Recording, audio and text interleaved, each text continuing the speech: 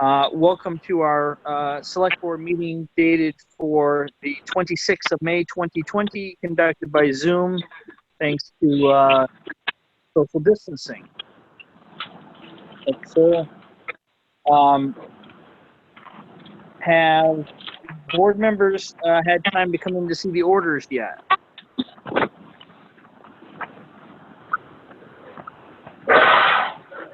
All right, at your convenience, folks, come in and take a look at the orders. Is there a motion to approve the minutes dated May the 12th? So moved. Motion by Sharon, is there a second?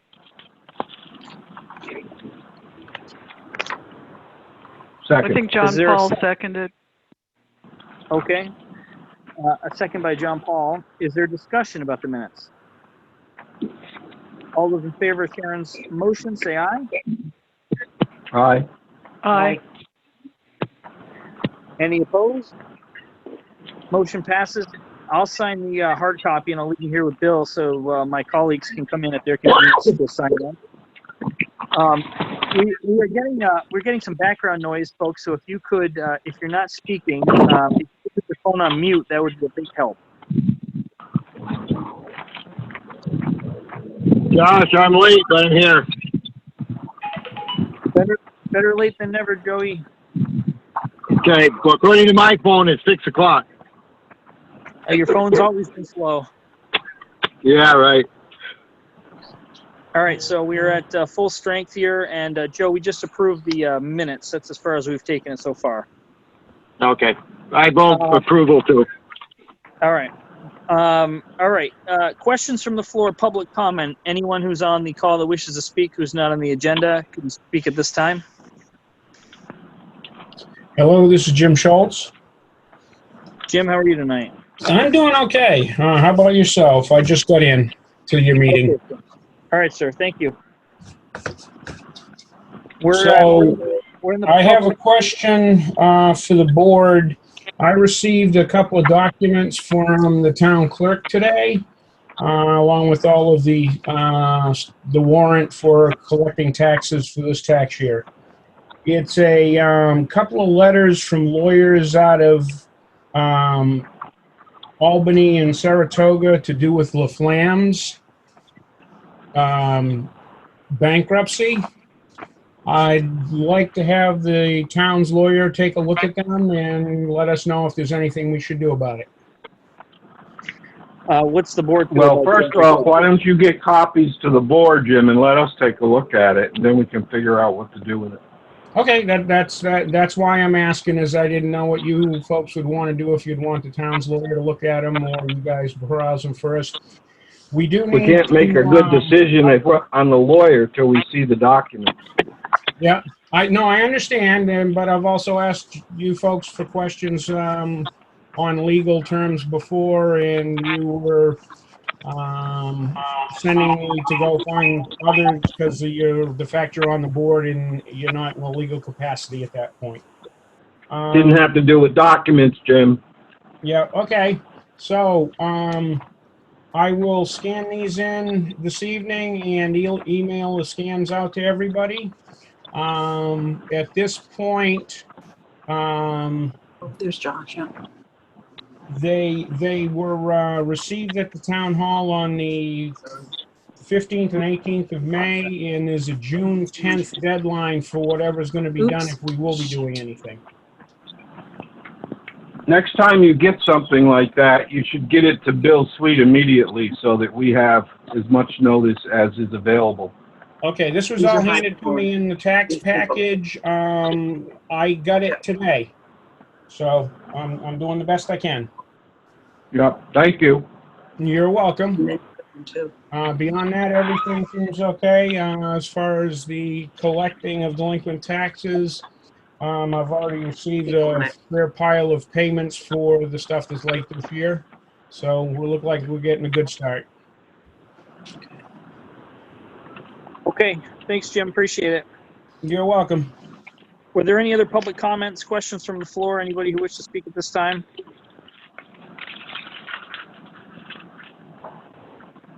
Chip and Chuck Greeno are here from CNC Fireworks, and they're not on the agenda, but I also don't think it's fair to have them sit around for an hour or two as we deliberate everything else. So I'd like to go to them first. They were notified today that the board was going to be discussing the fireworks sales in Rutland Town, and that's why they're on the call. So, gentlemen, I appreciate you joining us. We have received, unfortunately, over the last 4 to 5 days, there's been a tremendous amount of complaints in regards to the use of fireworks, not only in the town, but our sister municipalities in the area have had complaints. The town PD has fielded a number of complaints. The city has, as of this morning, the city had received 15 formal complaints that they had documented. I have received, Emma Bill Sweet has received, and I know Sharon Russell has received phone calls, Facebook messages, text messages from people who have said that their horses have jumped the fence, dogs have had to be tranquilized because of the amounts of fireworks going off. We had one person, unfortunately, which I thought was pretty ugly, but accused us of not appreciating what veterans with PTSD have to go through when they hear fireworks, which this board is extremely sensitive to the needs of our veterans. And so we have not seen the likes of complaints like this in a number of years, quite frankly. And I've had a conversation with many of my colleagues today around fireworks. So it's only fair that Chuck and Chip are here as we talk about their business. But I would like to ask my colleagues if they have anything to say yet, and then I'll tell you what we have from the town's attorney to review with the board. And then, of course, we'll hear from the Greenhouse as well. So, Sharon, I'll start with you. Did you have anything to add to that? Did I summarize it pretty well? You did, and I just wanted to expand on post-traumatic stress. As you know, I run a veterans shelter, and I'm very cognizant of PTSD. I will tell you, even on the 4th of July, when the fireworks are legal, it is most difficult for veterans who served who were under fire. I guess it's very similar, and so I think we have to be considerate of those veterans. And when they know that there's going to be fireworks, it's much easier on them than all of a sudden at 9:30 at night, the fireworks are going off and they're in bed and they wake up to what they think they're under fire. So having said that, I think we need to be considerate of that, since I know I and the board are most grateful for the freedom that they've given us. So I think we ought to lean towards helping them out with this issue. Mary, any comments? No, I heard quite a bit of fireworks and at late at night. And so I would raise the question about what we need to do for an ordinance that restricts it to reasonable hours and not the way late at night ones that I've heard. Thanks, Mary. John Paul?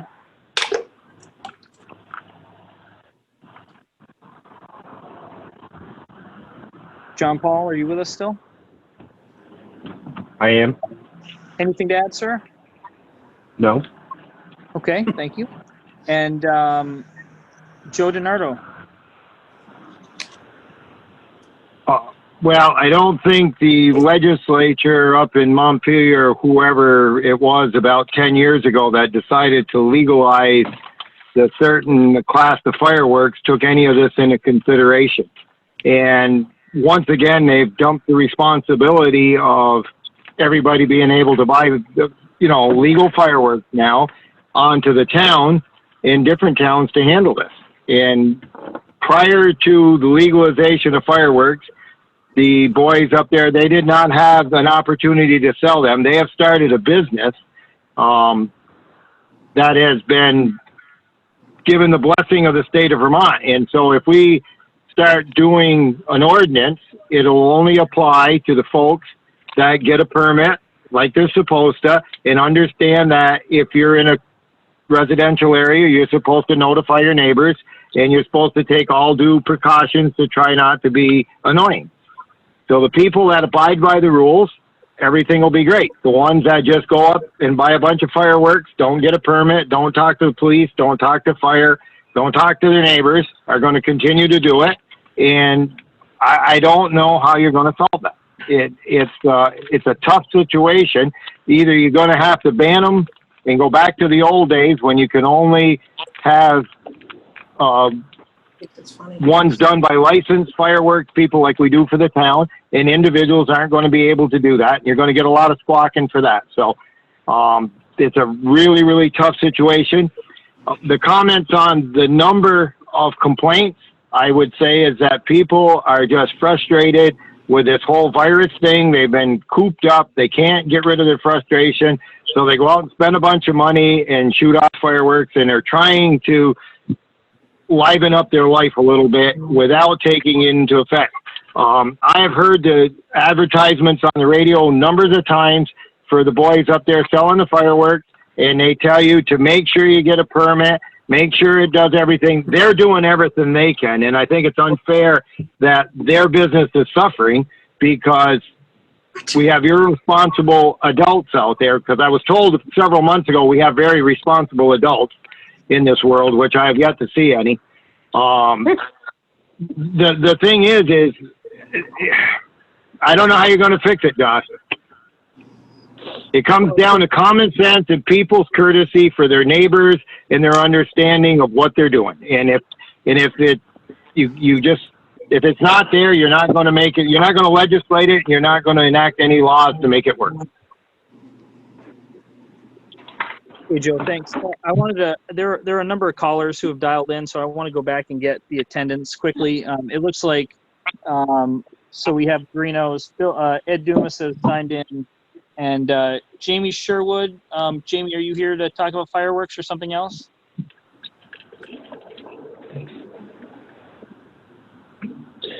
I'm here to talk Craig about Hahn is here as fireworks. well. Craig Hahn is here as well. Hi, Craig. Jamie, what are you here for fireworks or something else? I am not here for fireworks. Okay. All right, cool. We'll get back to you. I'm just looking at names on the screen at this point. And then we have a few numbers I don't know, but let's see. Oh, we have Jane and her husband are here. Hi, Jane. Hi. Hi. Hi, guys. All right, so I wanted to turn the floor over to Chip and Chuck. Give us, you've heard our thoughts and concerns here and what we've just experienced over the last few days. What are you guys seeing out there, please?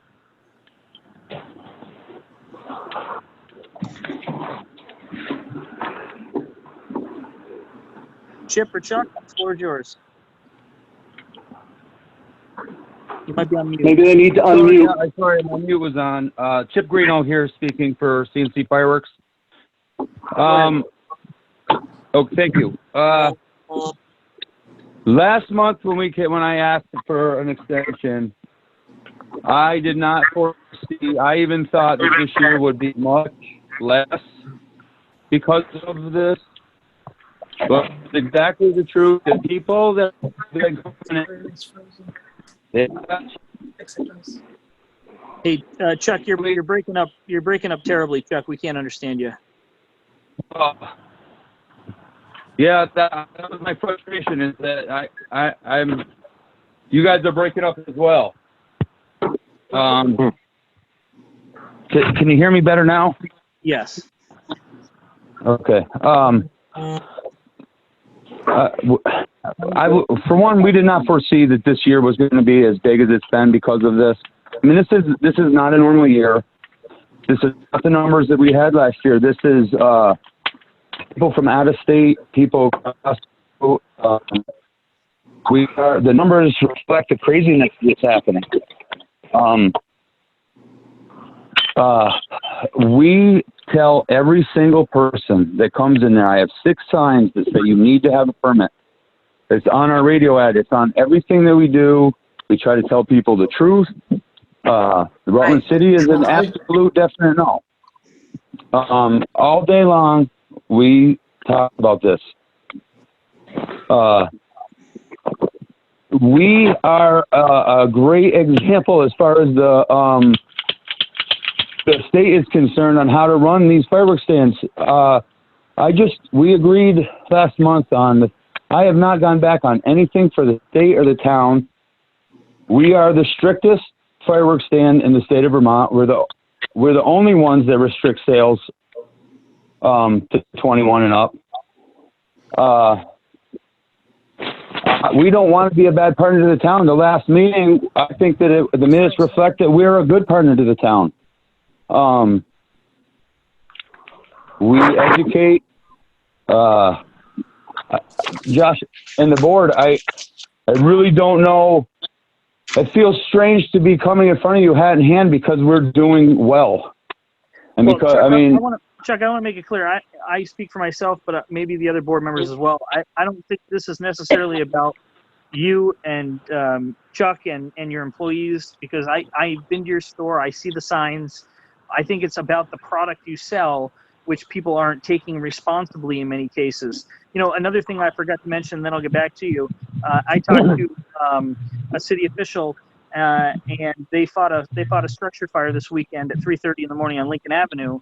And some of the firefighters at 3:30 in the morning fighting a structure fire heard fireworks going off on a street or two over.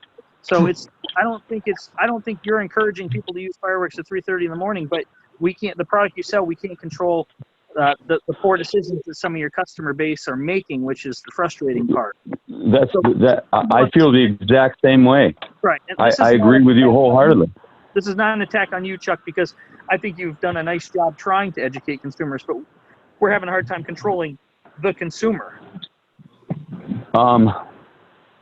We could hang more signs that reflect that Rutland City is a definite no. I mean, it just seems, I don't want to be punished. We've built this business with the town. This is definitely a strange year. People are going nuts for Memorial Day. The numbers today reflected that is very much over.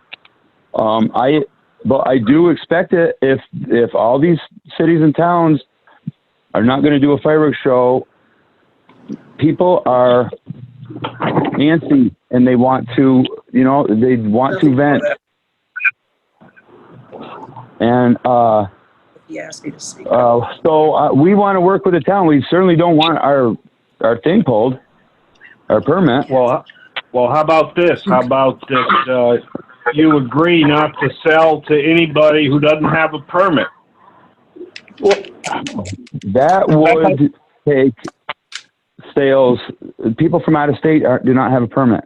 People from Mendon can't get a permit. There is nobody. The town says there is no process for a permit.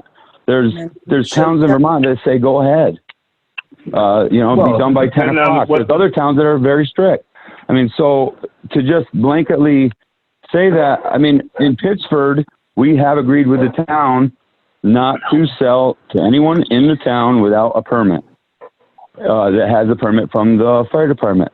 I would graciously say if the Rutland town residents do not have a permit, then I will refuse sale to them.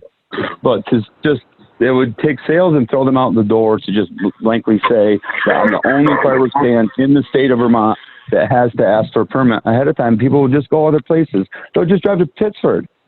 I mean, Pittsford has given us a 3-year extension. We are good neighbors. This is a strange year. Would you agree not to sell to anybody with a city address? Do you think that that's fair for Rutland Town to tell me what to do about Rutland City? If that is, I will abide by it. But is that true? Well, we get a lot of complaints from Rutland City, and frankly, the fireworks that are offending are going off primarily in the town and in the city.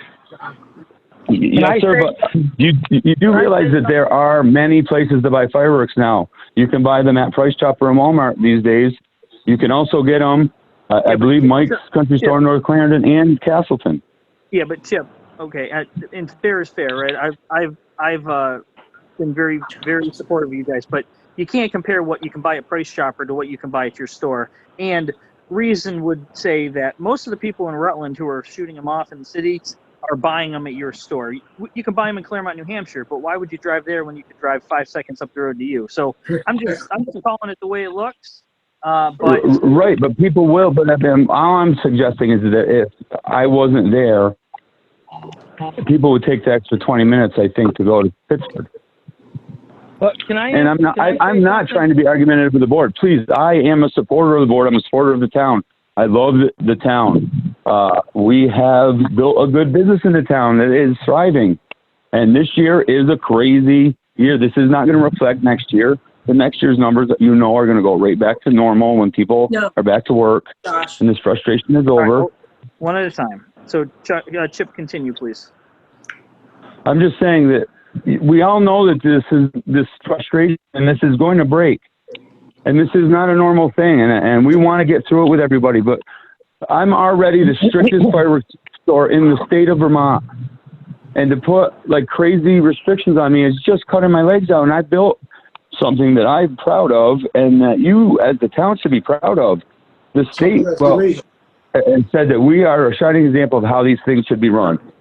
So, well, if you'll accept the limitations, if you'll accept the limitations on sale to town and not sell to city residents, you say they can go up to your Pittsburgh store. We would expect you to honor that agreement in your Pittsburgh store as well. Yes. Thank you, John. Well, hey, Chip, can I say something real quick? Yeah, who's yeah, absolutely. This is Craig. I do marketing and help out with sales and stuff at the fireworks store, and that idea is great, except for the fact there's 2 other stores within 10 minutes that people can buy them at. Within an hour, there's 6 other stores. I get that people come there because of convenience, but there are other solutions that could work. Now, the ordinance, I think it's a $100 fine, right? And Josh, you had said earlier today to me that that they don't write the tickets because there's not enough skin in the game, I guess, is the way they put it. But 2 solutions to that. One, what if they piled up the tickets kind of like police officers do with speeding tickets and took them all to court at once? That would be an idea, because then people would be responsible that way. But I'm also told, and I didn't have a chance to look at the ordinance again today, but I believe if they go, and say, hey, guys, cool it down, they don't do it, they're lighting them off at 3 in the morning, when you write them the ticket, I believe you can confiscate their fireworks. And to be honest, that would cover all the fireworks stores. So if someone's not, you put something out there, fireworks have to be done by 10:30, or you don't have your permit, whatever it may be, if they're not following that and the police have to show up there, not only do they get a ticket, which maybe it doesn't get prosecuted, but at the time, if you confiscate someone's fireworks, it's gonna hurt them right in the chin, and then they'd think twice probably, because I would say that confiscating a big pile, $400 or $500 worth of fireworks, if that's what they got left or whatever, is gonna hurt a lot more than the ticket anyways. And you do that a few times and word gets out, if you don't have a permit, they're gonna come take your fireworks. I have a feeling that there's going to be a lot more people calling to get permits or leaving Rutland City and finding another place to shoot their fireworks off. And like I said before, it wouldn't be just CNC fireworks, but that would cover anyone that's buying them in Castleton, Clarendon, North Star Fireworks, Noyes R Us Fireworks, all these other fireworks stores. It wouldn't matter where they got them from. If you're not lighting them off the way you're supposed to be lighting them off, guess what? You're going to get a ticket, and you're going to lose your fireworks. And if you win your ticket, then you can get them back at a later date. It seems like that would kind of cover things pretty well. And like Chip was saying before, we talk people up all the time and let them know. We try to find out all the different towns, because we agree that the law that is written is a hot mess. It really is not a workable law, and we've actually been advocating. We talked to Mr. Collmore, Senator Collmore, 3 years ago when it was kind of being brought up when we first opened in Rutland, and then it just kind of got dropped and went away. But things do need to change there. But overall, I think if you to hold accountable and make them personally responsible, and you hit their pocketbook by taking away the fireworks, I think that may be a really good solution that could slow people's roll, so to speak. So anyways, that's my 2 cents. Craig, thanks for your comments. I have a couple things to say about that, but I want to go to, there's a few other people on the line that like to speak about it, I know. Let me see. Jane, did you want to say something? Yeah, I just, I just thank you, Josh. I just wanted to say that this is not a unique year, first of all. I mean, I know it's unique because of COVID, but these fireworks have been a problem the last I would say 2 summers. So this is the 3rd summer that it's been a problem. The next thing I want to say is it's great if the police could confiscate the fireworks, but they need the location of where the fireworks are going off, and that's very difficult most of the time to find out. Okay? That's it. Hey, Jane, thanks. Did anyone else have any other public comment before I go back to the board to discuss? Yeah, this is Chuck. Chuck, go ahead. Yeah, so speaking of what Chip was saying, I had a person 2 days ago, this weekend, stopped into my place. He just came back from North Star Fireworks in Montpelier. He forgot sparklers, so he stopped at my place. He bought $1,500 worth of fireworks from North Star. So, I mean, they will travel to go get them. They will travel. And he's got a 66% discount, and he's advertising on TV. But not everyone's going to travel. Hey, okay, great. If you're not speaking, can you guys put yourself on mute, please? We're getting a lot of background noise and chatter. I'd like to go back to the board. So we've heard from Chuck and Chip. We've heard from at least one town resident. So the way that we had town council look at this today, the permit that we've issued Chuck and Chip to operate in town could spell out that the sale of fireworks in Rutland town could only take place upon the customer providing a permit from their municipality to purchase the fireworks. And then the Greenos would have to keep that permit on file until an unsaid date in case there needed to be any follow-up from law enforcement. I'm very sensitive to, the concerns of Chuck and Chip. I'm very concerned of all the concerns we've heard from town residents and city residents who are frustrated about this. I heard what you said, Craig Hahn, about, policing it, but at 10:30 at night on a Saturday night when we have 5 police officers that work for the town, we don't have a lot of law enforcement to go around and police this. And unfortunately, we're not going to catch 98% of the people that are violating this. It's too bad people have to abuse this because it could be a really nice thing, but it's been abused and there's a lot of frustration, unfortunately, out there right now. So, Chip Greeno again. So, Josh, are you proposing, because I couldn't hear a little bit, I broke up, that from the city, Rutland City, and from Rutland Town, that we ask to see a permit and then hold their copy of the permit? Or they have to provide us with a copy of their permit to hold on file because we have no electricity, because the state doesn't want us to have electricity. So I can't have a copy machine. Yeah. I mean, the simple permit would be that the onus would be on the purchaser of the fireworks to get a permit from their municipality, and that you would need to take a copy of that and hold it on file before you could sell them the fireworks. This would be a record of their purchase, and there would also be a record of when on the permit they were about to shoot those off. Because right now, you're saying any town? You're saying any town? We would, Chuck. We'd be broke. Okay, that is a proposal from the town's attorney. Had worked it up, and that's how he wrote this out for the board's consideration. So now I'd like to pitch it to the board to discuss what they think is fair, but something needs to be done, as we can see, to regulate this a little bit better.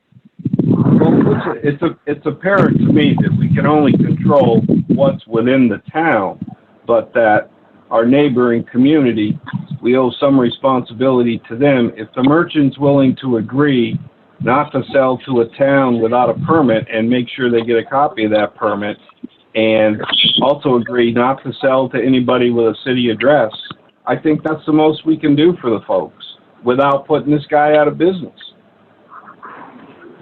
I would accept that. What's that? We would have to accept that. You said what? Well, if North Clarendon needs a permit, West Rutland needs a permit, and all that. No, I that, mean, I could they're see talking about the city. the No, I'm city just of talking Rutland. about the town and the city. That's right. Okay, That's yeah, right. okay. And you said that you could live with that. That's the same, sir. That is the same exact deal that we have with Pittsford, and that has worked fantastically for them. So I would be okay with that going forward if Yeah. you agree to implement that for both the town and the city. But you got to carry it through to your Pittsford store too. Otherwise, it's kind of a big hole. correct. JP? Yes, sir. Who's going to tell this to the fellow over in Castleton selling them, and to the Rutland town resident or the Clarendon resident or the city resident that this is what we're doing? I mean, I think the idea, it has some merit, but the problem is these two gentlemen are not the only ones selling them in the area. So we're putting an undue restriction on them because they're in town and we got town complaints. But if I can't get a permit, I'm going to go to Castleton, and unless that guy in Castleton requires a permit, I'm going to have fireworks. And this is why we have to be, it's just a bigger issue than just Rutland town.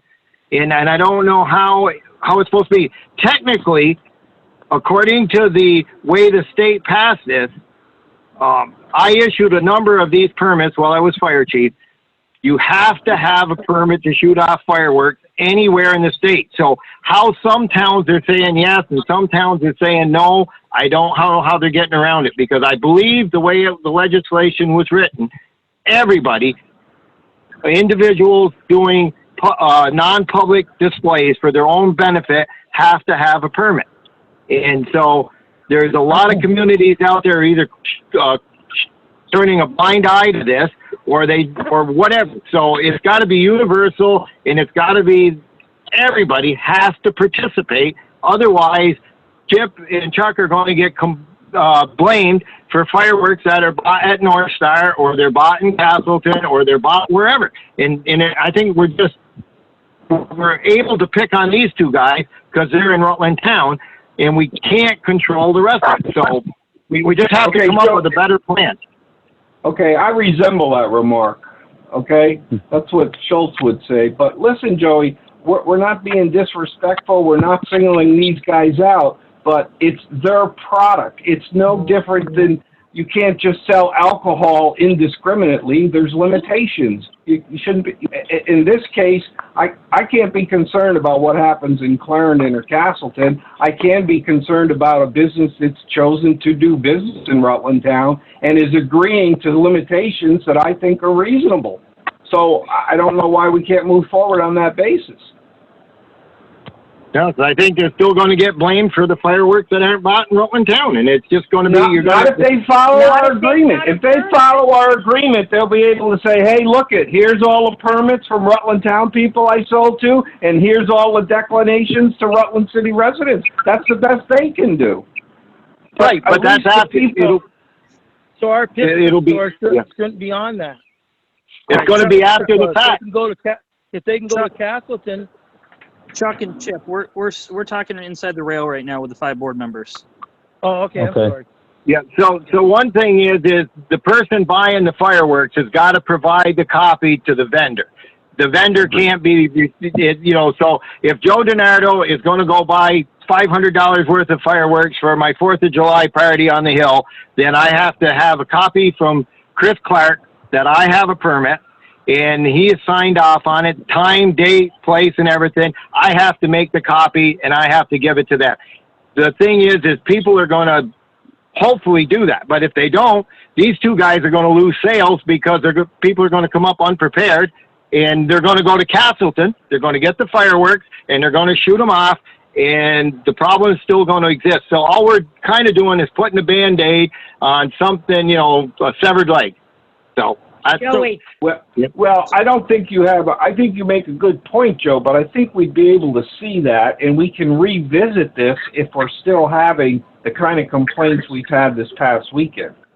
I understand that, but it's not going to help the folks that Sharon referred to, and it's not going to help the people where the horses are jumping up. I go back to what I said in the beginning. It's people being considerate. It's people being smart and taking responsibility. You know, those responsible adults that I keep hearing about. And these people are supposed to all be over 21. That makes them responsible adults, and they're not. So, and there's no cure for stupid. And this is what we've got. People don't respect their neighbors. They don't respect the rules. And I think the law-abiding folks are doing this right, and we don't hear about them. And you know yourself that in close proximity to your house, about a week or 10 days ago, they were shooting off fireworks in the evening. And I don't believe Chris Clark has a permit on file for those fireworks. And this is the problem. So, Joe, yes, it is, and that problem's my neighborhood too. And I got all kinds of calls at 10:30 and 11 o'clock at night. So, Joe, I told you not to set those fireworks off, Sharon. Yeah, right. Listen, I have a suggestion for Chip. Just a minute. For Chip, as far as if they don't have a copy, if you've got an iPhone or a phone that you can take a picture of that permit, then I think you should be golden, because you'd have it there to be on file. That would be agreeable. I could do that. I was just suggesting that there's no way I could put a fax machine in. No, but you could take a picture of it with your easily. iPhone. That's an easy solution. Yeah. So that way you're covered. This is Josh again. I want to go back to Joey. Joe, I hear your concerns loud and clear, and I don't think there's a perfect solution to this. But what is your solution to help police the problem? Because we obviously can't trust that everyone's going to do the right thing, and we have a problem here with people complaining and concerned. So what do you suggest we do? Well, one of the thoughts that I've been thinking about is myself, Chris Clark, and Mike Carlson issue burning permits for the town of Rutland. And those permits are texted back and forth. So when I issue permits, Mike knows. Actually, all the officers in the fire department know. So if there's some way that when there's a valid permit for a fireworks display at a residence, that information could be texted, because Chris is going to be the one doing this, and I don't think he's being overwhelmed with thousands of these. I don't know how many he's got, probably doesn't get any, but it's possible that he could just text that information out to his guys in the police department that I have issued a fireworks permit for this place. At least the town will know.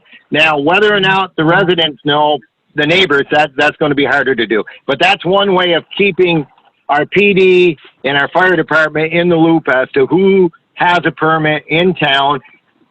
And if there's fireworks going off someplace where there's no permit issued, I mean, Chris, are you on the line there somewhere? Yeah, I'm here. So have you got many requests for permits for fireworks this spring? I have got 3 so far. So would that be unreasonable for you to send out a text to maybe the PD officers or the fire, you know, like we do with the burning permits, to let them know that this is out there? Would that work for you? Yeah, it'd be fine for me. It's not too hard to text everybody at once, so yeah, no problem. Yeah, but Joe, I don't understand that. I understand the communication part, but that doesn't help solve the problem with people not getting permits and enforcing this. So it's a start. It starts with a little bit with the public education, getting it out there, and it may be easier when there's problems. But I mean, I'm not opposed to the other part of it, just as long as we're not unfairly picking on these two guys. Josh, can I say something real quick to that, because it has to do directly with what you're talking about. This is Craig again. Yeah. Just to throw an idea out there. What if Chris? This is supposed to be a discussion within the rail right now. I really want to hear. There's other board members that haven't spoken to this. All right, Craig, hold on. We're gonna go to Mary. Okay. All right. Mary, any comment? Yeah.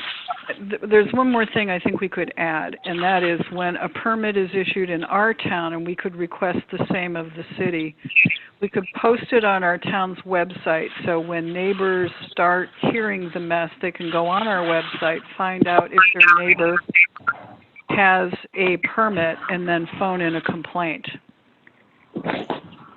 That's a great idea. Yep. Okay, that's good. Go, Mary. Back to John Paul. Did you want to put your concept in the form of a motion? Sure. So moved. Okay, what was it, please, so I can write it down? Come on, are we recording this? Yeah. So the motion would be that moving forward with the fireworks stand in Rutland Town, that there would be no selling of fireworks to Rutland Town residents without them producing a permit first, and that would be the same for any Rutland City resident. They would not be allowed to purchase without a permit in hand from their municipal leaders, correct? Well, Rutland City, I think, has a zero tolerance on fireworks, so you can't get a permit. So there'd have to be no sales to city residents and sales only to town residents with permits. So that's the motion. Yes, sir. Second. Okay, there's a motion on the floor. Is there a second? Second. Seconded by Sharon. For discussion from the board, comments on this? From the floor? Does that mean I can say something? From the board. No. Oh, okay. Sorry. Hearing none, no comments from the board at this time, I'll call for the question. All those in favor of the motion? Aye. Aye. Aye. Aye. Aye. Any opposed? Motion passes 5-0 at this time. So Chip and Chuck will get you a revised permit that will have the attorney update, and going forward, they'll need a permit that states the date that the fireworks will be fired off on, and we appreciate you guys cooperating on this. No,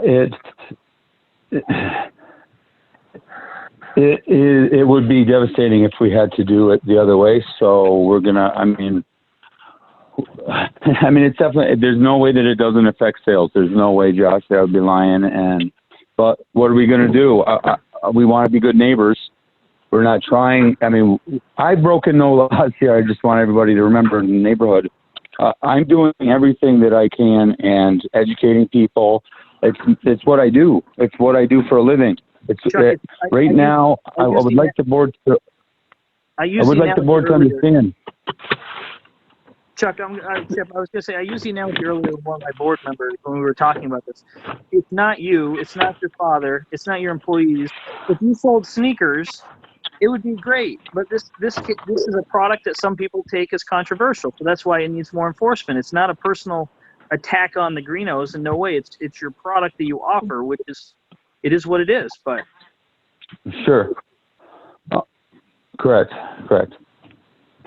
I mean, it is what it is. I know that it's crazier because I've seen the numbers for the last 4 years, and this is not what normally happens on Memorial Day at all. But I think, to be honest with you, Josh, I think that the board is going to see that the fireworks are going to continue at some level. And I mean, I really hope the board understands that I am going to follow the rules. I am not going to. But the question is, what about the Rutland City resident that owns a camp in Wallingford, or they're not even going? That happens quite a bit, where they're not even, people aren't shooting them where they live. They're going to go to their family camp or to the lake, or does the Chuck, board they would be for that?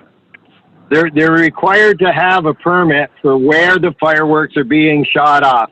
So to circumvent, well, I live in the city, but I got a camp in Wallingford or Clarendon or whatever, that wherever the fireworks are supposed to be shot off, that's where the permit's supposed to be issued. And like I keep saying, the responsible adult will do that. Those that aren't are going to try to circumvent the thing. And I think the only way that you are going to be kept from being put out of business is that you try and get the permit when you sell the fireworks, and eventually, if everybody catches on, it should work. And I'm hoping for the best for you guys.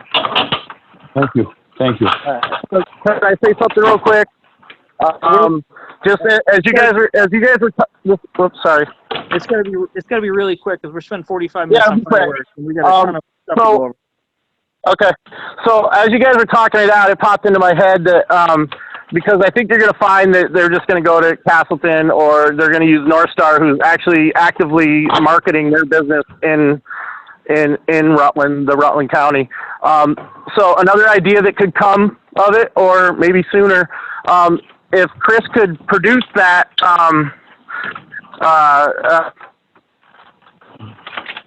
stop, we could get folks to fill them out there. We would collect them, and it would state on the permit that this doesn't give you permission to light them off. Chris Clark will be in contact once he's processed it. Then you have everyone's address, where they're at, and you can track it.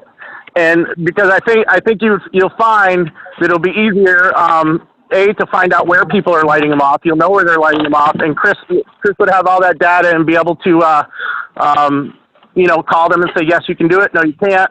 Whatever, you're going to have to think of another date, because the way that it's going to go right now, they're just going to buy them somewhere else. I've been doing the fireworks with these guys for 4 years now, and I just see that that's what's going to happen. But if you do it this other way, possibly, think about it, then you're going to have all the people's information. You're going to know if they light them off illegally, you're going to know exactly where they are when they're going off, because you're going to be aware that they have the fireworks, and much easier to track that way.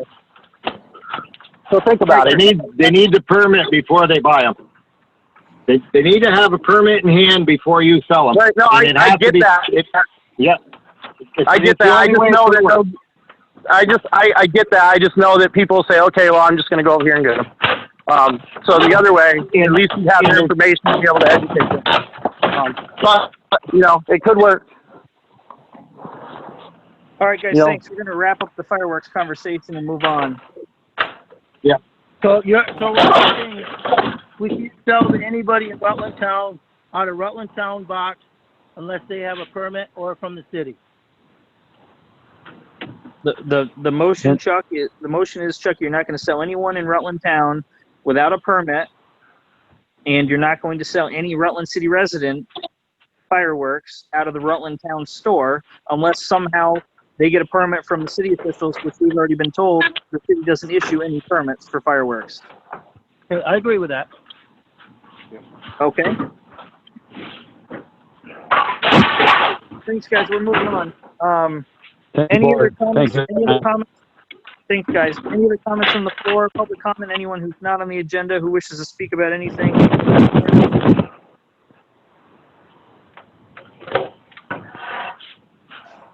Okay, we're going to go to Bill Sweet, Town Administrative Assistant. Good evening. Good evening, Bill. Billy, aren't you glad you didn't have to write all that down? Yes, I am very thankful we're recording this now. So now we'll get started on our packet information. There's a lot. But not all of it's from me, so that's good. Number one is the updated committee items and agendas. Rec met earlier, so we've got a couple of things off there we can do, but everything else is up to date at the moment. Number two for the board is the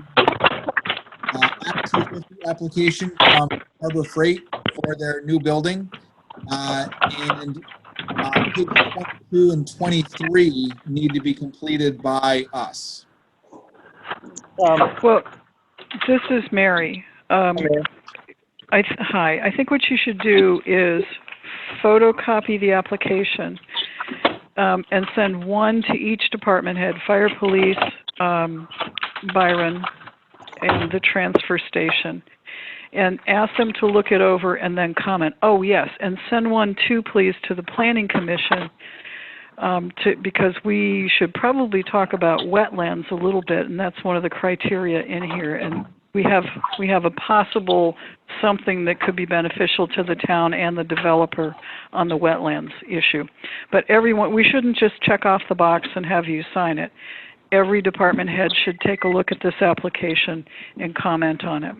Okay, I did talk to Ed, Chris, and Byron, and early, and none of them had any issues with the proposal so far. I didn't give. Have they actually seen the application? No. Okay, make sure they get the application. Sure, I can do that. Thank you. No problem. Number 3 is just a follow-up letter from Act 250 to them. This is just for you guys to review.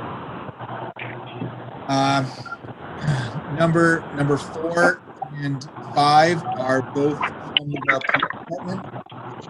4 is Ed's quotes for new equipment, and number 5 is a draft model respiratory protection policy from them. So that'll be for Ed to discuss with me.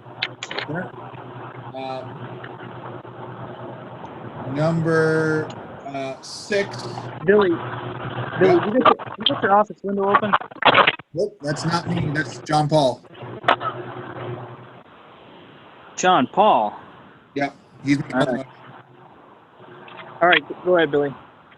Number 6. So this meeting is the one where we had warned users with sewer allocation about withdrawals. So there's a couple in here to do with that. So number 6 are the 3 allocations that responded that they have no objection to the town withdrawing their allocation. So the board would need to, or probably should, vote individually on those being withdrawn formally, so we can put them in the records. Okay, this is Mary. I would move that we withdraw the unused allocation as indicated from Andrew Derby, from Thomas Oren, and from Burns Truck and Equipment, having had the approval of the owners to do so. Second. Motion by Mary, a second by someone. Sharon, I seconded it, Josh. Oh, Joe, Josh, you I did. Okay. All right, Yep. Second by Joe. Discussion. All those in favor say aye. Aye. Aye. Any opposed? Motion passes. Okay, thank you. Number 7, we've had one so far that did have an objection to the withdrawal, and that's Brad LaFalso, 212 East Pittsford Road. He is looking to build a second home on his property, and if the property doesn't perk for septic, he would want to connect to it, but he's asked to keep his allocation at the moment. So refresh my memory. If he was out of time, as in these allocations hadn't been used within the 1-year period required under the ordinance, isn't it expired anyway? So yes, and they have a full year. If it's not done within a year, they can apply for an extension. This original application wasn't actually even applied for by him. It was the previous owner of the house, and he did know it was there, but he did not ask for an extension. So the ordinance, as it is written, does allow the town to withdraw it if it's not used within a year. And Yeah, I think if the homeowner had some plans or something to substantiate, otherwise they're free to reapply at a later date when they actually do build. I don't disagree. This does apply to, so this would actually apply to another property that did apply that, so I just got a hold of as well. This applies to the Hubbards have an allocation on Stratton Road that they got when they subdivided 4 parcels off. They want to apply this to as well, but the parcels have not sold. So it's still there, but they haven't applied for extension either. So, but as the ordinance is set, there really is not much wiggle room for them to say if it's not done within a year that they get to keep it just because. Okay, well, the one we have before us is for Brad LaFaso, so I would move that we not allow an extension and that we call the allocation in under our ordinance. Okay. Second. Motion by Mary, second by Sharon, and that's with the understanding that when Brad needs it down the road, that he can just reapply. So He can reapply if he needs it, and we will see where we are at that time. I'm sure we're probably going to have plenty of allocation, but yeah. My question, Josh, Go ahead, does Joe. that mean does he have to pay for it again? It would be my opinion that he didn't, but I'd like to hear the thought process of the other board members. Well, he didn't pay for it in the first place. Right. This was paid for by a previous owner of the property who didn't use it. But that might have reflected it. That might have reflected in the cost of the house. Doesn't matter. It doesn't run with the land, Joe. It's something that expires if it's not acted upon. Yeah. Okay. The ordinance is pretty clear on it. Okay, so there was a motion by Mary and a second. All those in favor, say aye. Aye. Aye. Aye. Aye. Any opposed? Motion passes 5-0. Go ahead, Bill, number 8. Okay, number 8. So, Mary, this is what we were talking about the last meeting, is the users that have exceeded their allocation. So we have here 9 users who are over their allocation. U-Haul has submitted an application as of today. So that was what I sent to you all by email this afternoon. What is the noise in the background? I can't hear. Yeah, I can't either. If you're not speaking, please put yourself on mute.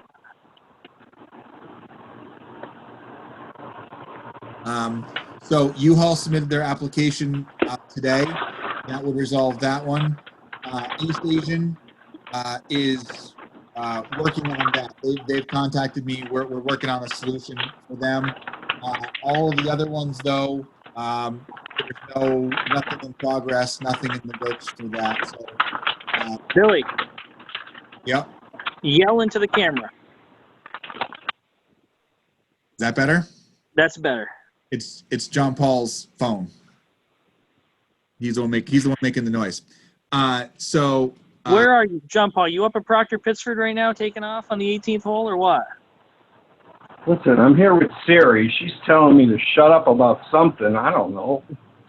All right, go ahead, Billy. Okay. So East Asian Cuisine is in process. U-Haul, we have an application for tonight to talk about.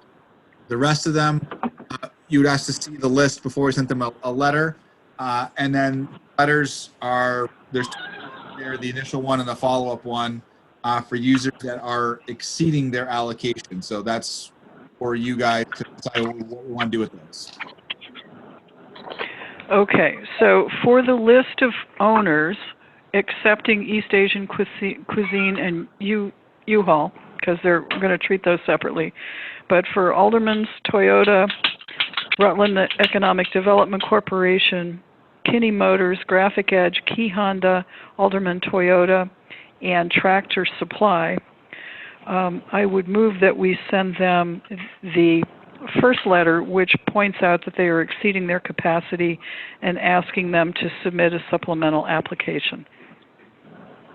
Second. Motion by Mary, second by Sharon. For discussion? All those in favor say aye. Aye. Aye. Any opposed? Okay, Mary, continue. Okay, so we have the East Asian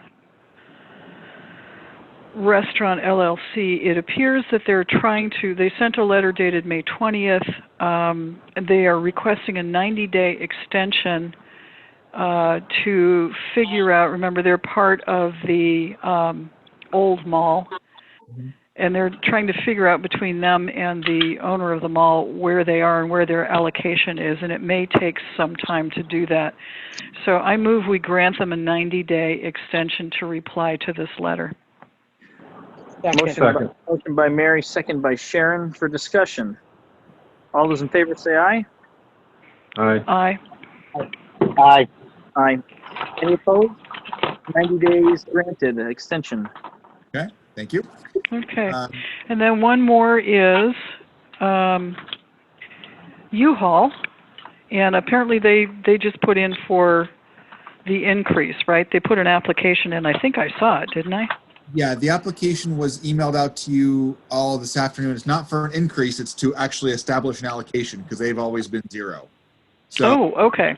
So yeah, this is one of the ones that they thought they had a different connection and they didn't. So this is an application for a new allocation.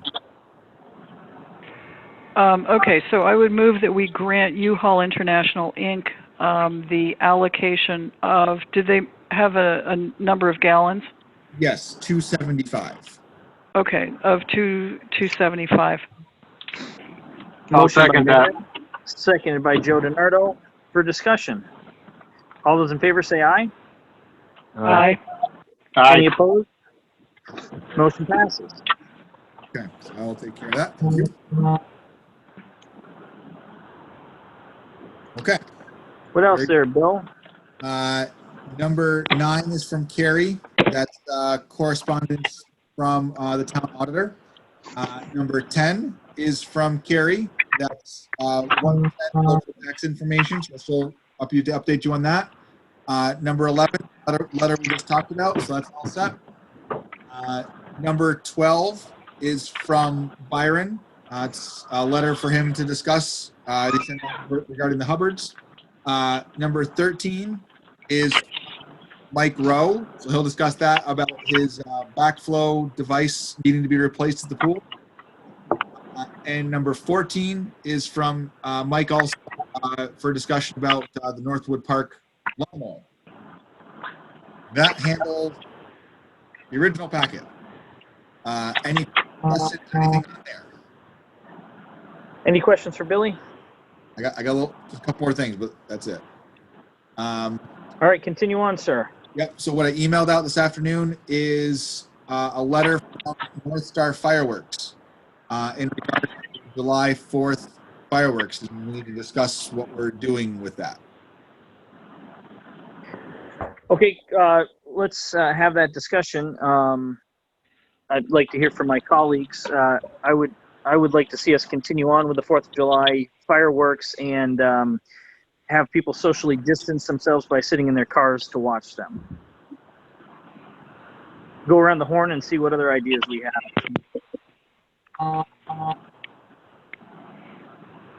Sharon, do you want to start? Go ahead. Oh, Mary, go ahead. Go ahead, Mary. Well, as someone who watches the fireworks from afar, I have no problem with continuing for the 4th of July for our contract with North Star and just doing it this 4th of July. Who knows, it might actually cut down on some of those folks who need to shoot off their own fireworks. And as to, whether we allow people in Northwood or in the, I have no problem with having them remain in their cars, but many of us watch from a distance anyway. I agree, Mary. I just don't, the fireworks are a huge deal at Northwood, and the tradition's important to keep going. And as many of you are aware that, people pack that hill, very, very tightly with family and friends, and it's a huge celebration, but I don't know how we would responsibly social distance people in the dark. So, other board members? I guess I'm with you, Josh. I don't know how we socially distance them in the dark. I guess if someone is on that gate and tells them they have to stay in the car, if they get out of the cars, then they have to leave. Maybe that's just enough to, there's always somebody that's going to, as Joey puts it, not be an adult. So I think you have to, it would be a shame to not let other people be able to watch them I watch them from here, so, but, you know, I guess I'm interested in what everybody else thinks. Who hasn't spoke? Joey DiNardo. Well, if you can, like Sharon said, you know, we tell them what the rules are, and this is how we're going to do it this year, and everybody grin and bear it. I'm all for it. And John Paul, your thoughts? I don't have any objection. Okay, so would Park's someone got to like, be closed. what's that? Park will have to be closed for this. Well, we would allow people to drive down in their vehicles, like you're not get out of their vehicles. Can I jump in here? Yeah, go ahead, Mike. The place to watch the fireworks is on the hill. So we have the potential to maybe park 20 cars, maybe 40 cars on the grass by the tennis courts. Otherwise, parking to the right of the transfer station, you don't see the fireworks. The trees are too high. You're not going to park them on the road going in to the park because there's really no place for them to turn around or whatever. So at max, you're talking maybe 70 cars within the parking lot down by the pool and then on the grass, if that's what you want to do. But the parking that we normally do, they can't watch from there. They don't see them over the trees. You can't see them. So I don't know if you just want to limit it to, say, whatever, 60 cars, that's fine. That's all you're going to get in there. Well, what about in years past, we've policed Post Road pretty strictly and put no parking signs. What if this year we allowed parking on both sides of Post Road and made sure there was still a fire lane and allowed people to watch from their cars on Post Road? That's up to Ed, and I think, but that's not a bad idea for a year. You may, well, maybe just one side, Josh, because that road isn't, there's pretty steep shoulders there. I agree, just one side. Yeah, I don't see.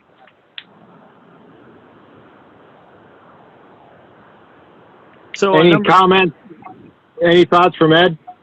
Yeah, I agree with you, Joe, just one side. That way we have a good fire lane if we need to get the fire trucks someplace else. Be restricted to have that many people, plus people getting out of their cars. It'd be an issue, might be staying on the road, something like that. So I'd do one side in the road where some of the sides because they can't kind of post them as no parking on where President Nicholson lives, that street there.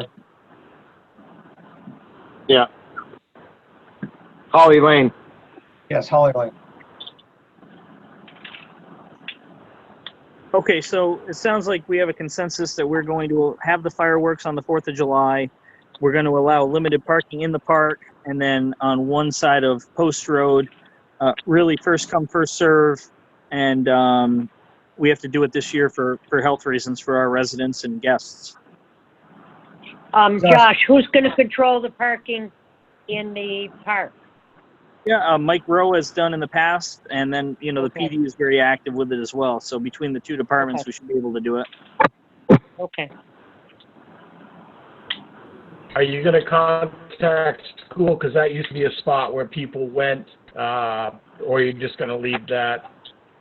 I still think you can see them from there, Ed. I don't know in the past if people have gone in there or not. Where's that, Mike? Parking at the school, watching them.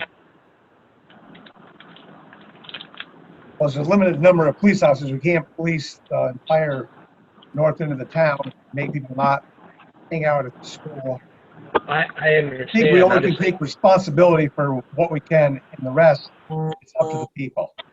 Well, that I understand. I'm just saying, are we going to, if someone says, can I watch at school, what, do we say anything, or do we just? The school grounds are closed. The school grounds are closed to the public right now. Okay. Technically, they'd be trespassing. Chief Dumas, on that particular night, would it be possible that you could arrange schedules so maybe all of your officers are available? We usually do that anyways on that night. Okay. Okay, good. Ed, what I could do, Ed, is I could get with the fire department. We could block off access to the school parking lot. That would resolve the issue. Yeah, it's fine. Okay, so we have a consensus. I'd also like to mention that, you know, I've had the pleasure of hosting and running our townwide celebration since its inception several years ago, and at this point, I haven't done anything to plan one, nor do I think there's any way that we could safely have 300 to 500 guests at the park at one time, and so it would be my recommendation that we unfortunately disband the townwide celebration this year and plan for the best one we've ever seen in the summer of 2021. I agree. I agree, Josh. I agree. I was thinking of that today. Okay. I just want to comment, since you brought that up, Josh, that for the first time in 44 years, there probably won't be a party on the hill. That's disappointing as well, my friend. Yeah. So, all right. So, okay. Any further discussion on fireworks? I hope not tonight. Yeah. Billy, what else you got? In there, the second thing is correspondence I received today from Alco Renewable Energy for Otter Creek Solar. They are they wanted me to get this to you on their agenda, but I said you probably wouldn't be able to discuss it tonight. But they're again asking for a waiver, and they included that information in this correspondence I got this afternoon that I sent to you all. So that's letter C. I'm sorry, letter B from this afternoon. Was our first letter? I'm sorry. Go ahead, Mary. Well, I was going to suggest that the Planning Commission, I think, is meeting next week on the 4th, and I think I'd like to hear what they have to say in response. He did send it to Barbara as well. Right. Okay. I thought we already didn't we already vote on this?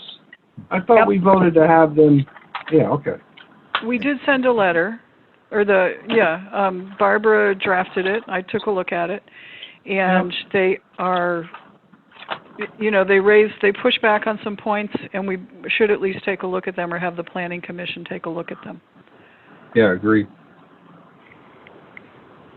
Okay. Okay. Keep going, Bill. The next thing is letter C, is a letter we received from one of the scholarship recipients. It was just announced. So that's just a thank you letter to everybody. And the last thing we've already dealt with is the U-Haul application. So that's all I got. That's all.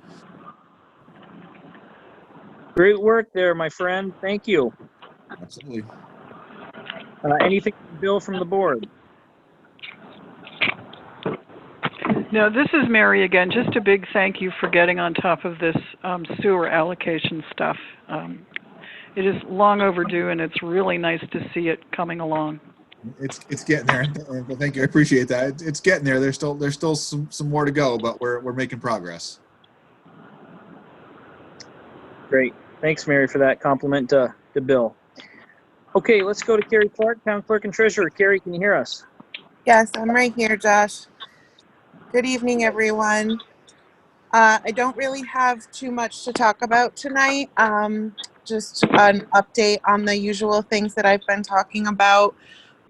We closed out the fiscal year in property taxes and gave that, handed that over to Jim Schultz this morning, the delinquent tax collector, and we collected, all we needed was 2.1% of our taxes, and that's what we handed over to him, and that was the lowest we've seen in a really long time.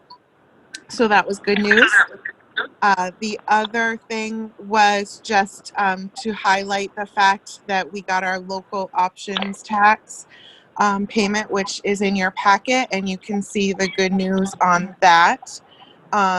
Certainly COVID did not seem to impact that this time around. Again, we should look to the future on what the impact is going to be on taxes and that as well, but that's in the future. And just another last point that we've been receiving lots of appointments for researchers coming into the office that are abiding by all the limitations, and it's going really well. I've kind of put the word out there that if they don't need a whole lot of time, I'm squeezing other people in. So we've seen up to 4 or 5 people a day come in, and they're very pleasantly happy that they're able to do their job once again. And it's nice to see the public researchers come in and see that they're happy and healthy and well. And that's all I have tonight. Just a short update. Okay, Kari, anything for Kari from my colleagues? This is a request for next meeting. This is Mary. Hi, Mary. Kari, could we please have a pretty good look at where we are for the first 11 months of the year and where the departments are under budget and so on, so we get a snapshot before we hit the beginning of the next fiscal year? Absolutely. I'd love to do that for you. Great. Thank you very much. You're welcome. Great call out, Mary. Any other comments for Kari? Just that she's doing a great job. Thanks, Sharon. You're welcome. Okay, very good. Thanks, Kari. Let's go to Barbara Pulling, Town Planning Commission Chair. Hi, good evening. Good evening. So this is something Byron has on his list to talk about tonight, but I'll just briefly say the state has agreed to fund the clean water grant that we were in the running for. They held off a while because of the budget concerns, but it's back on the table. We want to take advantage of it, and we can talk about that a little bit more. It's the one up at Windmere off Killington Avenue, and it will help with the MS4 permit. The Railroad Museum, the Planning Commission is still working on that. We've found out that that is a state-owned building that the museum is leasing. And we have yet to talk to the museum people, but we think our next meeting next week, we'll talk to them about what their ideas are for the museum. We've noticed that there is a grassy area on the other side of the museum that could potentially be a small park. We've got some active railroad lines going through there, so that might be an issue, but it might be something to look at. And we hope that the June 4th meeting will be looking at that. And so we'll also get back to you after June 4th about the latest letter about Otter Creek 3. And that's pretty much all I have. Byron's going to pick up with the Windmere project. Okay, Barb. Thank you. Anything for Barb or the Planning Commission folks? Barbara, you did hear my request on the Act 250 application. Yeah, where was that? The wetlands in? Well, to take a look at the application, and particularly on the wetlands issues that we've talked about there. Okay. Good. Thank you. Okay, thanks. Let's go to Mike Rowe, Town Rec Director. Mike, how are you? Good, how are you? Good. Go ahead. A couple of things. We had a committee meeting, so I'll let either Sharon or JP can talk about that after. I have a couple of things. One, thank you to Chief Clerk for his guidance. The pool is all set and ready to go, up and running. Just waiting for whatever is decided through the government and through you. I did send you, in accordance with that, I sent you kind of the our safety plan for Northwood, and I'd like you to kind of look it over and just give me your thoughts, and we can put together a plan moving forward so that we're prepared for when and if we are allowed to open up. The only other thing that I have for you is we're in need, and we talked about it in committee, we're in need of a valve in the main part of the pool. It is I'm getting the name of it. Backflow preventer valve that has gone. It's a commercial piece. I got a couple of bids or a couple of prices to replace it, and I need it to run water at the pool. So I'm looking for you. So Mike, I'm going to stop you there and I'm going to make a motion that we looked at the two bids. The lower bid was from Bill Lotion to fix it, and I move that that's who we use. Second. Motion by Sharon, second by John Paul to use Bill Lawson to fix the valve at Northwood Pool. That's something that needs to be done immediately. Any discussion? All those in favor say aye. Aye. Aye. Aye. Aye. So I will reach out to him tomorrow and let him know he can proceed. Very good. Okay. Other than that, everything's going well. I don't have much more. It's growing. I'm going to bring back John. We talked about a committee. I'm going to bring back John. He's going to start next week at Northwood, doing those duties. So, other than that, if anybody has any questions, please go ahead and ask. Lots is moving around and stuff's moving, and that's good. So we only talked about that. Committee does not have the authority to authorize that, Mike. That'll need to be done by the full board. Okay, so then I'll ask you to do that then for me, please. I would make that motion. And what motion is that, John? What are we referring to? To bring back the employee. Okay, that's Yeah, a part-time second. position? That's a part-time position, Mike.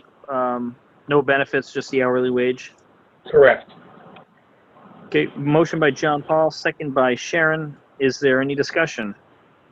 I thought we did that last time, but that's fine. We should bring them back. All those in favor of the motion say aye. Aye. Aye. Any opposed? Motion passes. That's all I have. Thank you. All right, John Paul and Sharon, do you want to dive into your committee meeting and give us an update from Recreation? Yeah, we did look at opening the pool, not opening the pool. What Mike has decided at, he thought he would start off with, and hope I'm getting this right. I think you all got the notice anyways. 25 to start with. That would mean, I think it's 3 lifeguards, no parents on the deck. I don't know how the rest of you feel about that. I called Rutland City. They are not going forward with opening their pool until they hear from the determination from the governor. So it's kind of moot to make any decision if we're going to, I think we should do the same thing as wait and see what the governor's saying. We almost have to on opening the pool. I have a problem with keeping little kids social distancing. I just don't see it happening, but I guess I'd like feedback from everybody because I'm not sure, and I don't know that JP is either. But again, that could wait another 2 weeks because we don't even know if we can open it. Yeah, John Paul, feedback or input, please. I agree with Sharon. We can wait 2 weeks. So why don't we as a board see what progresses in the next 2 weeks, and then we can have a discussion on the June 9th. We'll put it on the agenda to discuss the Northwood Pool reopening. Okay. That Mary and Joe DiNardo, is that okay? I'm fine with that. And the only other thing we did was on the lawnmower, we decided, as far as we were concerned, we want to hold on to our lawnmower at least another year. We don't want to purchase a new one. 800 hours isn't that bad. And I mean, for the person trying to sell us a lawnmower, they want a mower with less hours because they're going to make more money. And that's what JP and I felt. So we're asking that the board suggest we wait another year to buy another lawnmower, especially the fact that we put a freeze on things. Sounds like a That's plan to fine me. with me. Yeah. That's what I decided to do with my lawnmower. Me Okay, too, very Mary. Let's move on to our very own Byron Hathaway, Town Road Commissioner. Okay, I don't have a whole lot for you this evening. Should have a little discussion about the grant opportunity for the Windmere retrofit. We do have a signed document from the landowner up there giving us permission to go ahead and do that. All we need to do is accept the grant conditions, and I believe that gets put out to bid for the engineering for that. Is that correct, Barbara? Yeah. Yeah, we can use an informal process. Okay. So we just need board approval for that. And then, so I don't know if you want to have a discussion about that now, or you want me to just continue? What was that? Does this have something to do with that interactive map?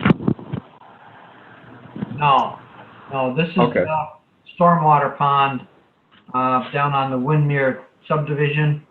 The stormwater permit for that has expired. It needs to be renewed.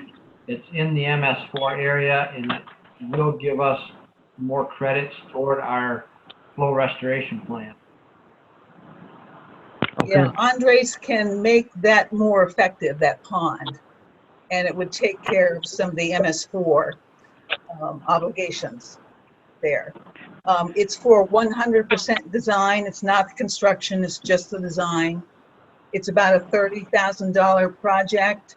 MS4 projects have the 50% match, and we've talked about that, and you folks have signed a letter of support a few months back. I think it was February. But the other 15,000 would come from the state water quality grant.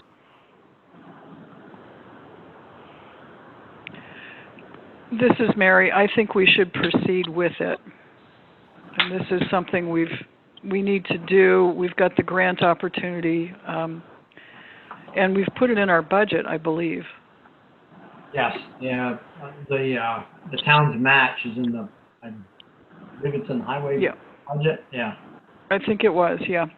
And Second. I think it's just, prudent on our part to just continue forward as best as we can with this MS4, because we are under a 20-year timeline to complete all these projects for that plan. Yep. I'll second Mary's motion. Okay, so motion by Mary, second by John Paul. For discussion, all those in favor say aye. Aye. Aye. Aye. Any opposed? Motion passes. Joe DiNardo, are you still on the line? Did you mute yourself? I muted myself when the cat was sitting on the desk purring on the phone. Okay. Sorry about that. I was in favor of that motion. All right. Just want to make sure you're still with us. Oh, I'm here. All right. Byron, anything else? Also in regard to the Windmere, Mrs. Dress emailed me here just recently and wanted to remind us, hopefully the board would be willing to do a walk around on the road and perhaps take a look at that and give them some sort of positive assurance that maybe the town would really take a hard look at taking over the road. But I thought that was probably the next step, would be for the board to just take a look at that. And if the board has any other concerns or issues, then we can work that out or whatever. That's Carl Ron's development we're talking about? That's correct, yes. So do we feel as a board we're at a place where we can socially distance outside and do a road inspection? I'd recommend. I'm good with that. I'd wait till June. Okay, so let's plan on something for June, Byron. Okay. All right, very good.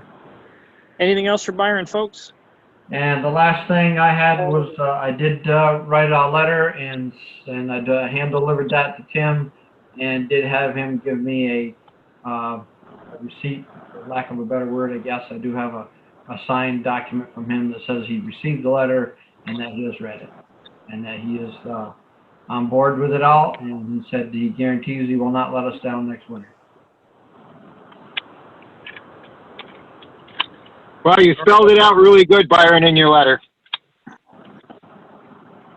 Thank you. So that's all I have for you tonight, unless you've got questions. Byron, Yeah, roadside mowing? Roadside mowing, I was planning on mid-June. Grass is short right now. I did mow the grass beside the road in Northwood Park today, just to kind of get familiarized with the tractor, and that went very well. Okay. And Green Up Day will officially be observed this coming Saturday. Bags are available at the transfer station. And for whoever dumped their trash on Creek Road after my daughter and son and friends picked it up, come and get it. It's there for you.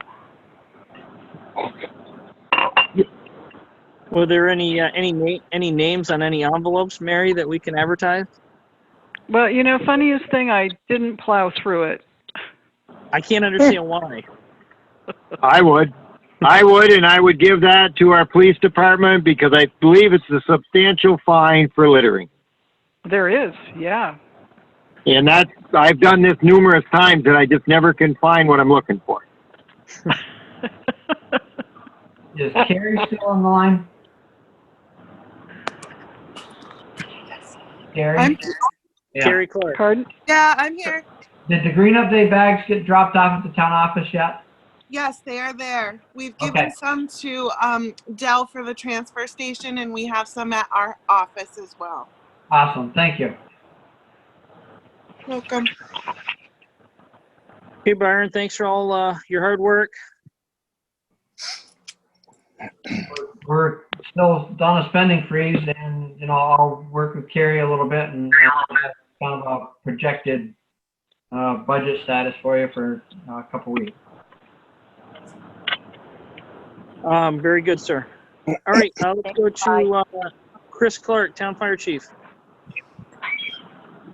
Hi there. Not much tonight. It's been another slow 2 weeks. We've had 3 fire calls. Did want to talk about trucks for inspections for a second. Go ahead. Our truck number 41, we had to put new rear brakes in it, so I told them to do that. Obviously, we can't drive without brakes. Engine 3, it needs a new battery tray. It rotted off, the reverse light and pump heater, and it needs to be fixed or he will not put a sticker on it. That's about $1,200. And he also told us this is the last year he will inspect it. So we have 1 year left with engine 3. Yeah, What are they?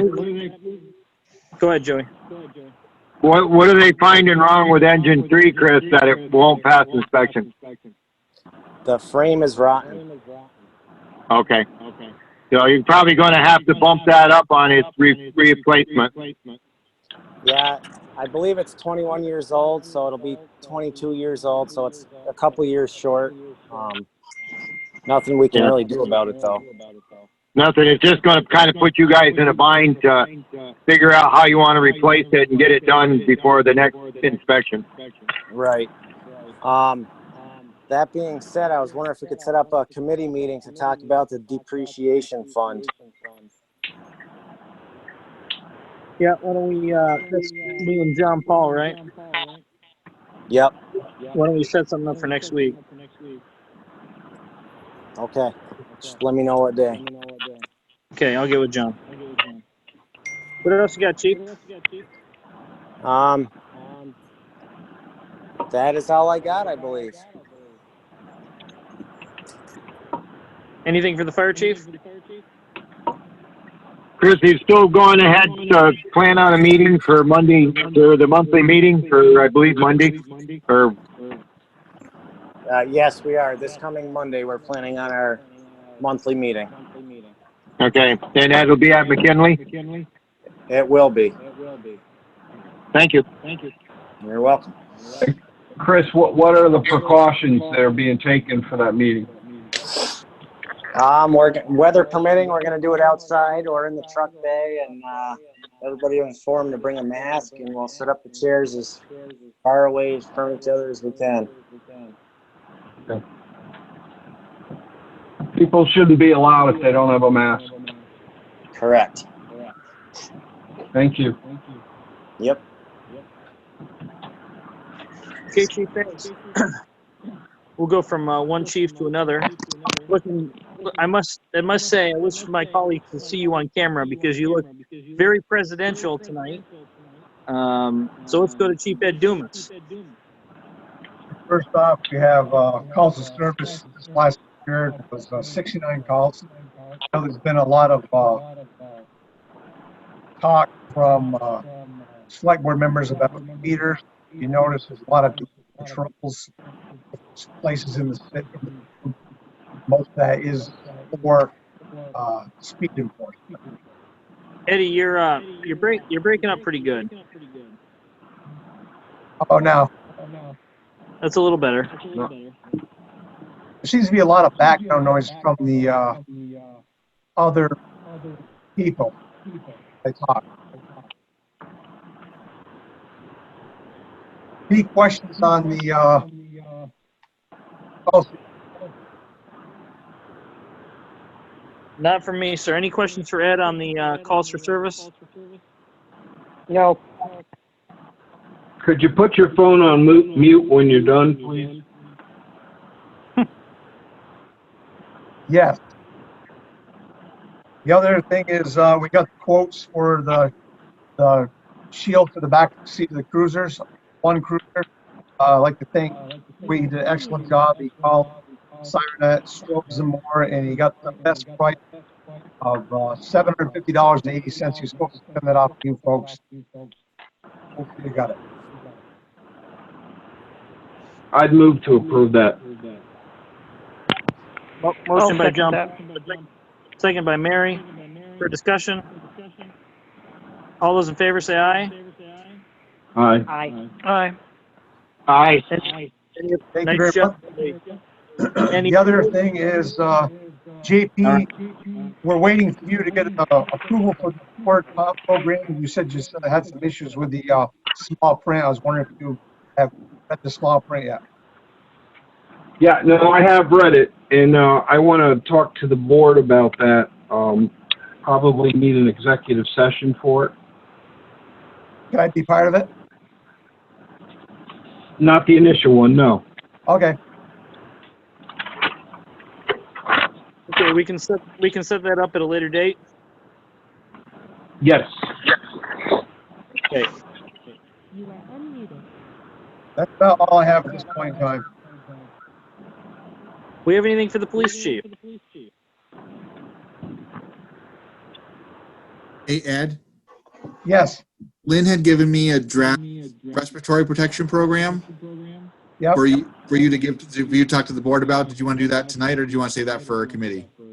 I'll save it for committee. I don't have the copy yet. Okay. Okay, very good, chief. Thanks for your time. Town Health Officer, John Paul Fagan.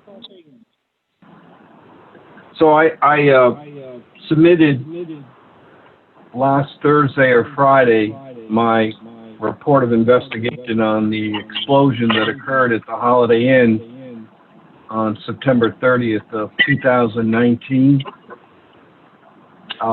My report speaks for itself, but basically what I found is that the management of the Holiday Inn knowingly allowed critical operating systems affecting safety and welfare of the guests, staff, and firefighters to be compromised due to a lack of proper maintenance. Holiday Inn knowingly failed to properly service and maintain these infrastructure systems, several of which were critical to safety, such as gas and electric. Because of this, I've asked the board to consider authorizing that charges be brought under 18 VSA 6 and 131C, and that has to do with the nature of my investigation and behaviors of avoidance and deception that I feel were present. And I also feel that Holiday Inn, that the manager should be prosecuted under 18 VSA Section 131B, which would charge him with knowingly failing to properly service and maintain infrastructure systems critical to safety, such as gas and electric.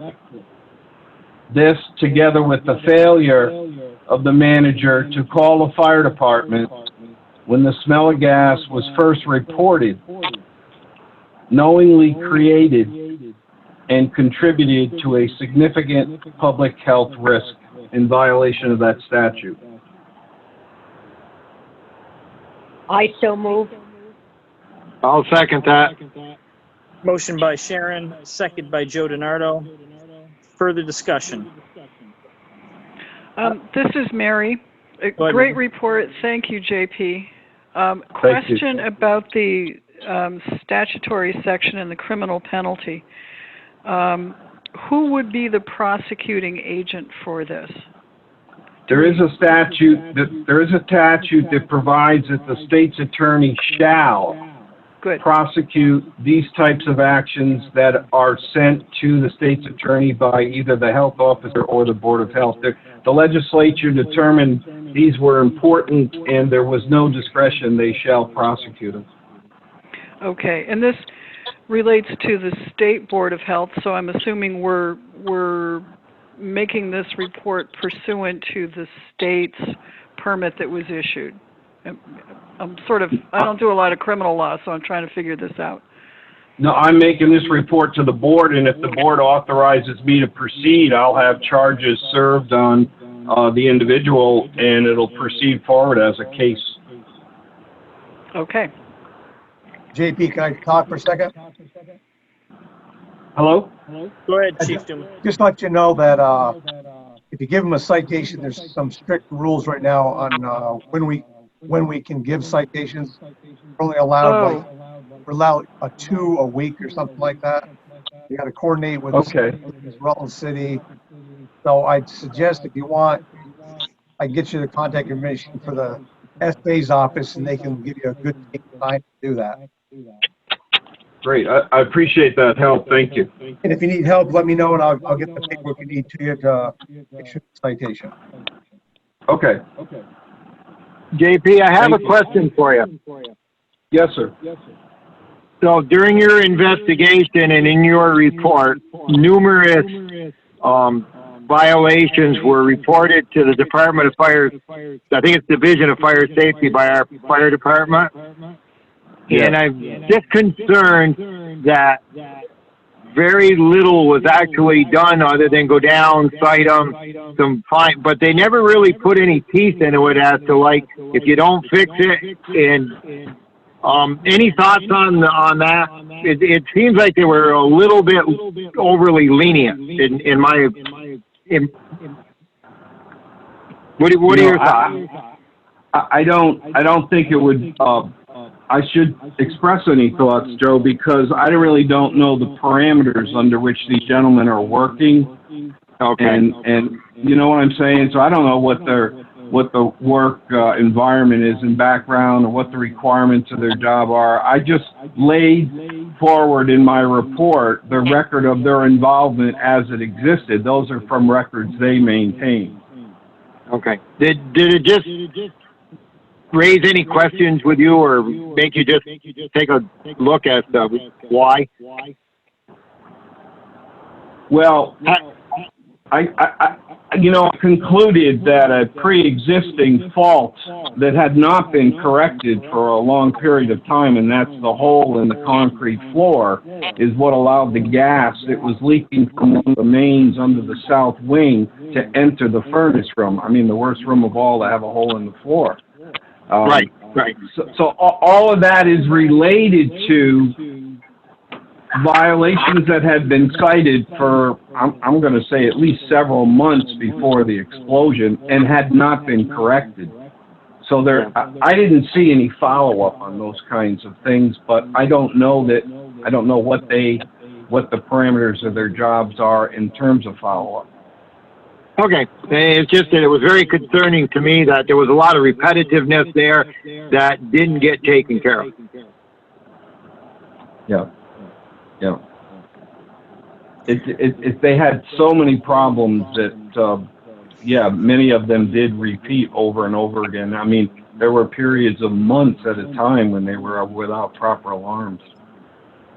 Yeah, well, the elevator issue where our department had to go multiple times and the elevator was never fixed. That just drives me crazy. 6 calls, I think, in 4 weeks. Yeah. Okay, but Mary, you did a super job. Thank you. Mary, with another question. Yes. There's the statute provides for a private right of action. Should we be considering that separate from the criminal charge to maybe recoup some of the money for all of those trips that our fire department made down there? That's exactly the course I'm expecting to recommend after we work through these charges and see what the best route is. But yes. Thank you. Okay. John Paul, I just wanted to compliment you on your exceptional work from start to finish on this.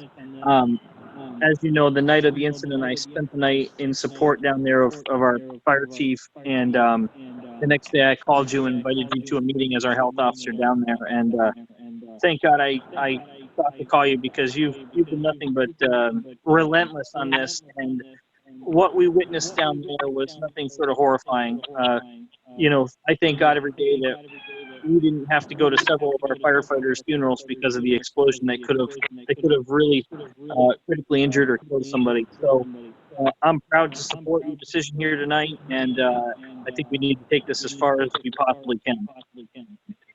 Well, thank you very much, and I really appreciate the board support because our men and women in the fire service deserve nothing less. That's for sure. All those in favor of the motion? Josh.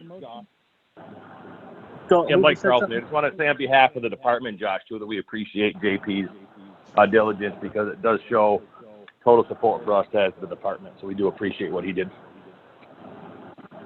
Thanks, Mike Carlson. Appreciate it. Okay, let's vote on this motion. All those in favor say aye. Aye. Aye. Aye. I'll abstain. Motion passes 4-0 with 1 abstention. All right, excellent. Great news. Okay, there any committee meeting updates to talk about? We talked about rec already. All right, let's go to new business. Board to discuss the status of COVID-19 response. I think we've talked about everything we need to talk about there. If we jump down to B, board to discuss resuming meetings in person. I put this on the agenda just to float the idea. If we felt comfortable enough, we can continue by phone, but I thought that if we wanted to start to meet in June, we could do so safely at the Center Rutland Fire Station, and use the apparatus bay with the blessing of our fire department leadership. Pull the trucks out and set up tables so we could socially distance in the apparatus bay and start to meet in person. I still think that meeting at Town Hall is just too confined. It's too small of a spot. But, that was one suggestion. I'd love to hear some ideas from my colleagues and where are we at with meeting in person. But I'd love to put that decision off for 2 weeks. This is Mary. I agree. We're waiting to hear from the governor on things like the swimming pool and all of that. So I just as soon wait. I think it's a good idea to wait and let's see, you know, as the state has started to open up, if we see an increase in cases, an increase in problems, you might be going the other way. So it'd be a good idea to see what's going which direction. Certainly not a problem. This way seems to work just fine, and we'll continue to do it until you know, things continue to improve. So, okay, A, B, C, D, and E have been done under new business. Old business, letter A, board to discuss the interactive stormwater map charge requested by the Planning Commission. Did we not talk about this already? I think we agreed to put it off. Yeah, I thought we agreed to wait till July. You did, but the request was made, so that's why it's there, was that anything that's outstanding for business that's not resolved, we need to put under old business. So okay, putting it off. So it's there, so you don't forget about it. But yeah, that's what you said to put it off. So A, B, Well, A, B, and C. I'm sorry, Mary. Go ahead. Yeah, no, the suggestion was that anything that was tabled be in a separate category called tabled, so we can take it off the table at any time or leave it there, but at least we would know what was still pending that we hadn't acted on. It isn't quite old business, it sort of kind of is, but anyway. Okay, so A, Unresolved business. Unresolved, yeah. A, B, and C, there's nothing to discuss. That's just for, you know, our record at this point, right, Bill? Correct. Okay. Chief Dumas, are you still on the line?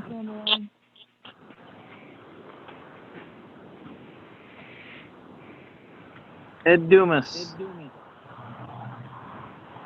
There you are. There, I hit all the right buttons. All right. Folks, just bear with me another minute or two. I know it's been a long meeting, but once again, I had a very nice conversation with Brittany Gilman from the West Proctor Road. She's the nice lady that's been complaining for a couple of years now about the dog situation. She tells me that it has not improved. The dogs are louder than ever, and that you know, I wanted to bring it to Chief Dumas's attention again. We talked the other day, but what can we do to get this solved? Is it the board seizes the dogs? Nothing seems to be working with you folks. What's the deal? So at the board's request, I get a hold of Kevin Brown, the town. I gave him everything I had, gave him all the latest information. Wanted to know if the dogs had the water collars on. Officer Gamble went to that location, saw the dogs outside. They did have bark collars on, but the dogs inside the home were barking so loud that they could easily heard people. Nobody came out, and Kevin Brown sent me an email saying something to the fact that make the dogs stay inside or let them out one at a time. Other than, I don't know if I commented to him or not because I don't think it's going to work. Bottom line is those dogs they've been barking for years. People aren't used to having something about them. And I don't know if the board just wants to tell them to get rid of their dog. It's probably the only way we're going to stop it. They also have the business. They're selling those dogs. They're breeding them and selling them, and I don't think that's going to stop. Can I prove it beyond a shadow of doubt? Probably not. But if you look on their Facebook page, they're out there selling dogs. Can the board declare that a nuisance and have those dogs removed? I believe that would be up to Kevin Brown. He says he's the one that broke the ordinance, so he'd be the one to ask how we do that and make it happen. Right. Those people have other put up agencies- with so much. What's that, Yeah, Sharon? I know. They're in the, So, John Paul, would you, on behalf of the board as health officer, would you have a conversation with Kevin Brown and see if something could be worked out, or at least you could get us some language on seizing the dogs if that's the way the board wanted to go? sure. No decision has to be made tonight, but at least we know where we stand and what our legal options are, because we need to do something to help these poor people out. Makes they've sense. They've been awfully good about it. Yeah, they have. Very much so. Okay, appreciate it. My desk is clean. Is there anything from my colleagues that I forgot to bring up or you would like to bring up at this time? Yeah, move to adjourn. Oh, wait a minute, Sharon, don't be in a hurry. Joey, what do you got? Josh, Yeah. what is the status of our lawsuit with the railroad and that problem on Quality Lane? I haven't heard anything in about a year. Yeah, Kevin, about 6 weeks ago, just gave me a quick update in passing that he was taking depositions from several different, what's the name of the family? I'm sorry. Philscoff family. He was taking several depositions from the Philscoff family and sorting through it. I can get you a better description or a better update, or we could invite Kevin to an executive session in 2 weeks. He could much better explain where we're at than what I just told you. Okay. I just don't want this to kind of just sit in the back burner for 100 years because yeah, it's catastrophe waiting to happen. I didn't get the sense that it was, but let me ask Kevin if he'll join us for a quick meeting in 2 weeks. Josh, would you also ask him to be prepared to update us on the fire station construction issue? Yep. That's been pending. I think we're coming up on the statute of limitations toward the end of this year. I will certainly do that. Thank you. Thanks, Josh. Thank you, Josh. You got it, Joe. Joe, just so you know, we're getting regular invoices from Kevin on his work on the railroad lawsuit, so he definitely is continuing to work on it. He's been asking me for some documentation stuff. It definitely is not being. It's actively being pursued. Okay. I just need to hear that so that I know that it's getting done because, like I say, that's a disaster waiting to happen. Oh, yeah. Joe, anything else for the board? Nope, that was it. Thank you. Mary, anything for the group? Nope, I'm good, thanks. John Paul. Oh, wait, I'm sorry, I do have two things. Go ahead, Mary. Well, I've already mentioned Green Up Day, but I did want to thank aldermans for putting all of the signs up of the graduating seniors from Mill River Union High School. As the parent of one of them, I was really thrilled, and she was thrilled to see it. So thanks for being a good neighbor, aldermans. We appreciate it. Very cool.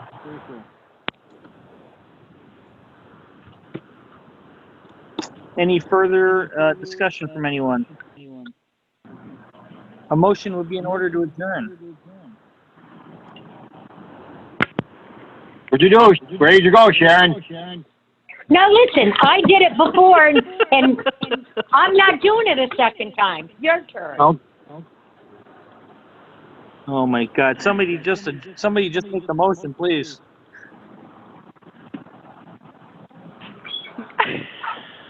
I move we adjourn. Mary, thank you. Motion, is there a second? Second. Second by Sharon. All those in favor say aye. Amen. Aye. Good night, everybody. Good night. Bye. Bye.